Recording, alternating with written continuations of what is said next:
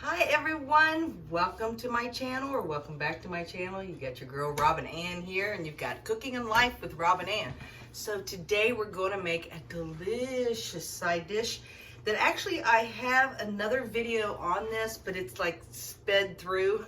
So I thought I'd take time today and show you this delicious side dish. We've got holidays coming up, and hopefully you'll be able to still get with a couple of people and enjoy some delicious dinner.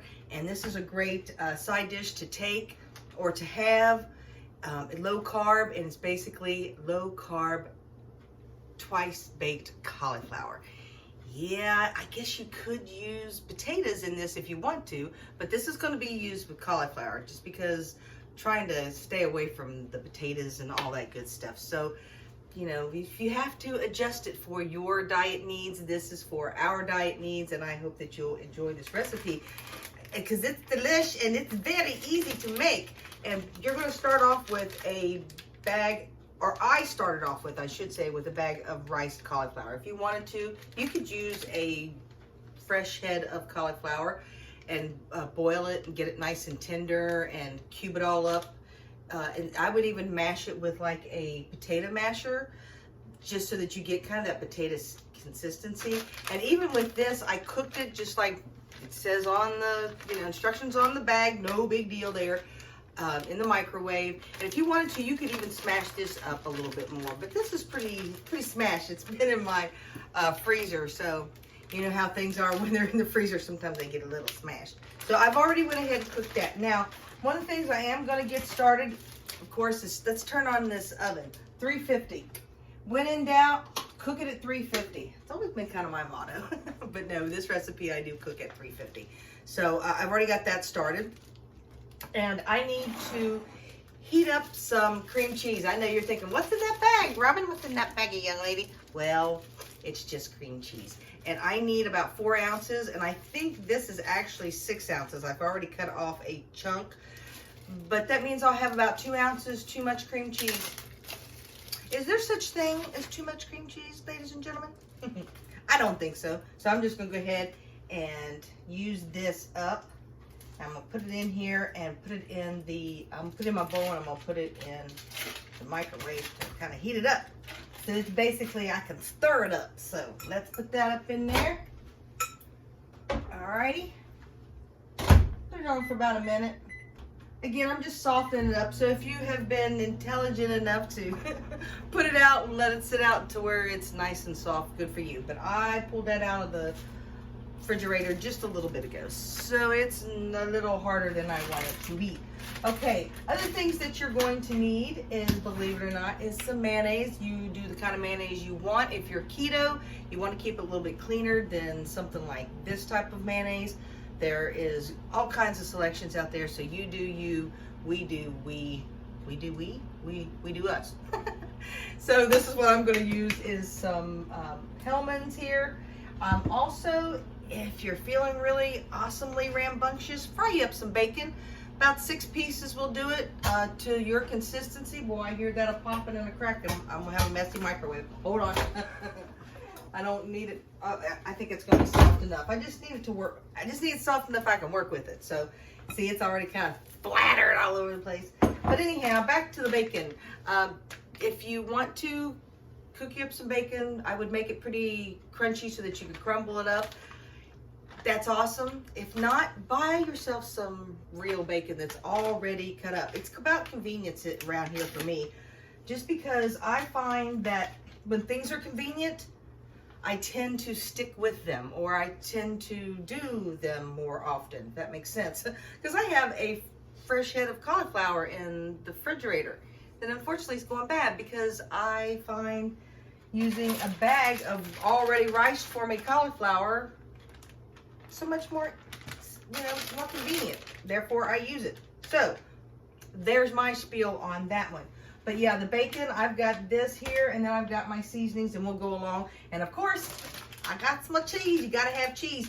This recipe, you can use whatever kind of cheese you want. I use like a Colby Jack blend. Again, if you want to do keto and be better about anything being clean and not having any type of additives such as sugar or flour or anything, you want to shred your own cheese. All right, let's get this going.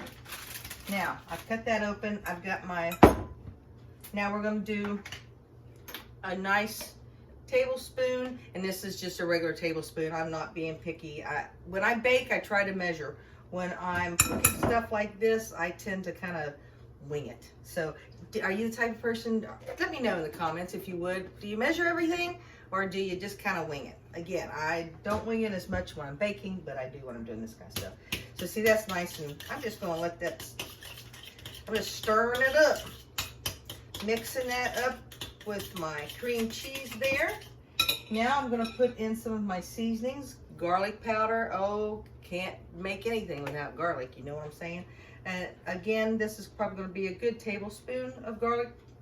You can adjust that to how you like garlic. Now, if you wanted to, you could cut yourself up a nice green onion or a regular onion, or you could do like I do and use onion powder. All right, again, about a tablespoon, maybe not quite a tablespoon. I don't use a lot of onion powder because this stuff's strong and it can be a little hard on your stomach. So go a little gently on that. We're going to use some white pepper. I use white pepper in this household a little bit more than I do black, but we do have it, so you can use whatever you want, white or black pepper. I put a little bit of pepper in there. And then I use the Himalayan pink salt. And I don't know, maybe a teaspoon, if that. You don't want a lot, you just want it for seasonings. Excuse me, my tail fell on the floor. Oh no, put it over there. All right, now, let's go ahead and mix that up some more. You want to kind of get your seasonings and your cream cheese, everything all kind of blended in before you put your cauliflower in. So, all right, and a little bit of parsley flakes. Parsley is nice to make it colorful. Add a little bit of color. Now this one I really have to be careful with because there's no shaker top on it. I don't know why they didn't put one on here. But again, this is just more for looks. Parsley is pretty, but it's more for, I believe people use it for like a minty-like effect. All right. Full bag of cauliflower, again already pre-cooked. You don't have to cook it to the full amount if you don't want to. That's on the bag, just because you're going to be cooking it a little bit longer in the oven. So got that in there. Start mixing that up. Again, you could use any seasonings you want. If you're a person who likes it zesty and all that good stuff, you could put some red pepper flakes. You could put some hot sauce. You could use some taco seasoning. You could really doctor this up any way you want. But we're going to try to make it more like a twice-baked potato thing. And you see, that's looks like cottage cheese, but it ain't. That's how the cauliflower is. All riced up there for you. But if you use a regular head of cauliflower, hopefully you have a food processor or a blender, and you can get the same effect. All right, now I'm going to put some bacon in there. Now this we're going to mix in here, plus we're going to top all this off too. So I'm just going to put a nice tablespoon of bacon in there, because again, I'm going to top it off with it. You can put as much as you want. Now, something that I need to put on here. Now this is something that I've debated on keeping out and putting in at the last. You know, like after it's already cooked. But what is twice baked anything without sour cream? So I need a tablespoon of sour cream, and I've already used my tablespoon. Now I'm gonna have to bake this a little bit longer than what I probably usually do, just because I've got that extra cream cheese. I'm gonna have extra moisture.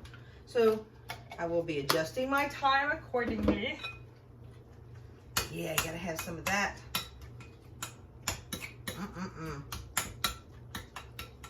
And maybe a little bit more bacon. What do you think? And then we're going to put some cheese in there. Yeah, we are. So appreciate you all coming in. If you haven't, please hit that subscribe button and ding that bell. That way, anytime I make up any of these crazy recipes, you'll get the notification. About a half a cup of cheese. Cheese, please. But what type of recipes are you wanting to find, especially with the holidays coming up? Are you able to do any celebrating for the holidays? I sure hope so. Yeah, I sure hope so. Put some more cheese on there. This is going to be a nice side dish. Nice, cheesy side dish. And see, that's still got a nice moisture to it.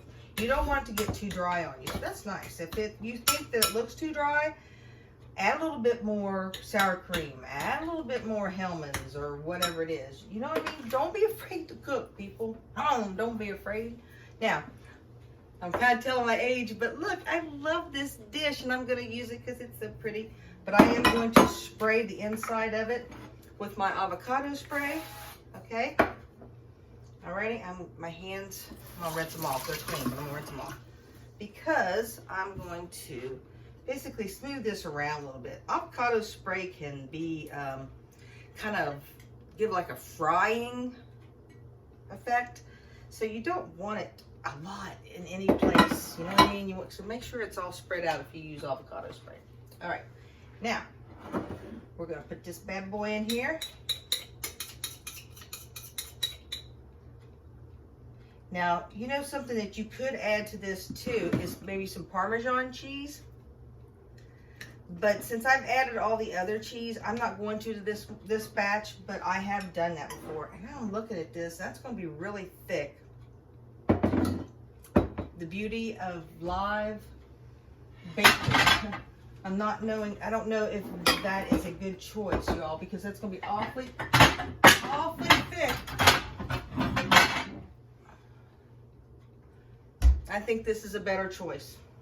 So you get to see, people, don't be intimidated. You get things mess up. So it's just food.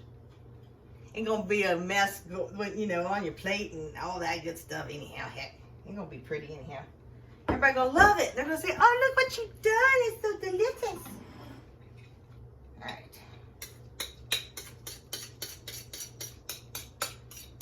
Put that in there. Now we're gonna top it off with some bacon. I mean, can you have too much bacon? I sure hope not. All right, spread that out a little bit. It's gonna be so good, y'all. Oh my goodness, it already smells good, actually. All right, now spread that out like that. All right. Taste it, you say? Really? Okay. Oh yeah.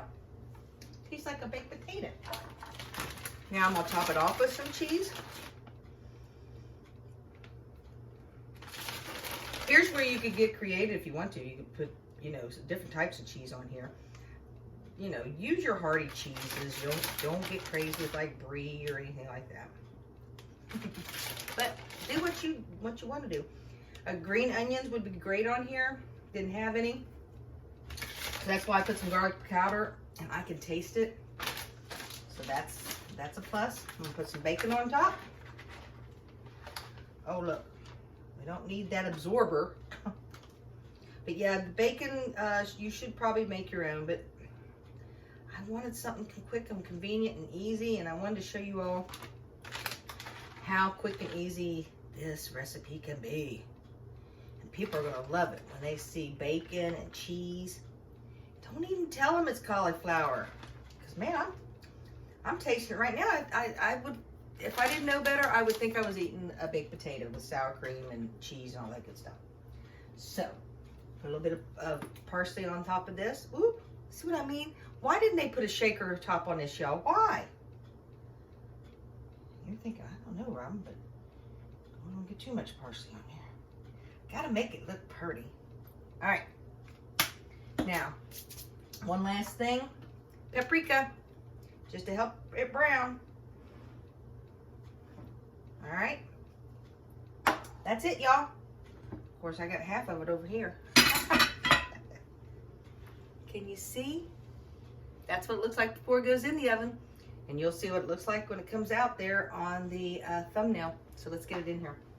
I'm gonna put it in the oven, and I'm thinking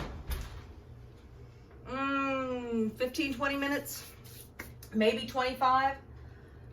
Just because everything's already cooked, but you just want to get everything all blended together and make it just yummy and cheesy and all that. I can't wait. It's going to be delicious. So thanks so much for tuning in today, and thanks for just being you. I hope this recipe helps you out. You help me out by being here and supporting me. That makes me want to cook better dishes and hopefully be a better presenter to you. And now I got a mess, and where are you all at? That's okay. I appreciate each and every one of you. Thanks again. And if you'll hit a thumbs up, YouTube likes that kind of thing. So I appreciate you guys.